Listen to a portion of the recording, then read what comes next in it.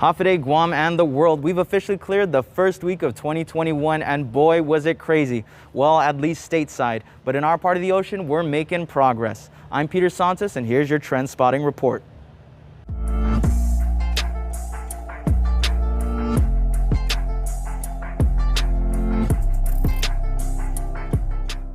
We're going to head to the beach for our first look.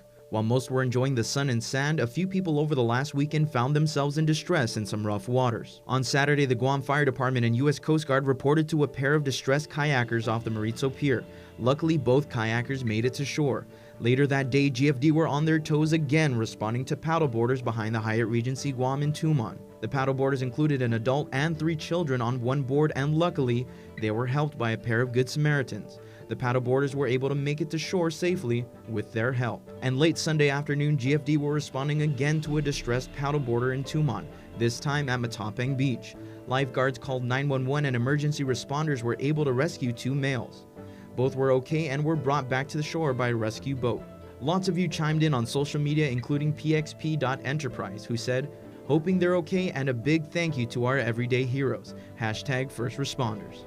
Jasantason said, "To all seafaring people, wear your life vest. It could save a life. Yours." And your next line is Jojo commented, "I want to be a fireman when I grow up." Moving on with the new year and new leadership, on Monday our village heads along with our legislators took the oath of office in small Hagåtña ceremonies. Outside the Guam Museum, some 26 mayors and vice mayors were sworn in to serve their 4-year terms. This round of village leaders are a part of the 17th Mayor's Council of Guam, which also has new leadership this year. PD Mayor Jesse Alec has been named as president of the Mayor's Council of Guam, a seat that's been held by perhaps the busiest mayor, Dedido's Melissa Savares. Sinohanya Mayor Robert Hoffman will continue to serve as the council's vice president. And right next door to the museum, members of the 36th Guam legislature were also sworn in, marking new leadership and returning faces. Democrats held on to the majority again, and for 2 elections in a row, Democrat Senator Therese Terlahi was the top vote getter, and that's finally landed her the speakership this term, a position she thought she would get 2 years ago. Instead, Senator Tina Muñoz Barnes led the legislators in the Guam Congress Hall for those 2 years.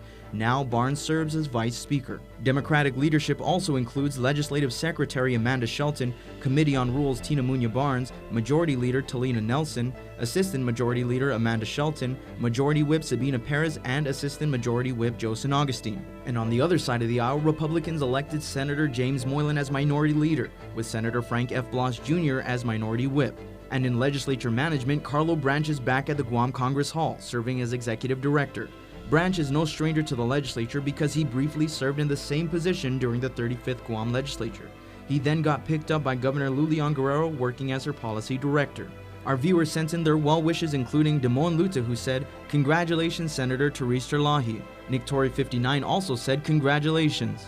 Rosie Matanani said, "Congratulations, mayors and vice mayors. God bless you all." Turning to COVID-19 coverage, it was a big week for the vaccine and those who were lucky enough to receive it.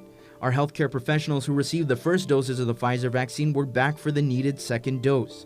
And our island's Manumku also turned out for their shot because public health lowered the age range of eligibility to 60. It was a headache for many of you who lined up or attempted to line up for vaccine distribution at Ukudu High School. The line stretched beyond the main road, spilling even onto Marine Corps Drive in Dedido.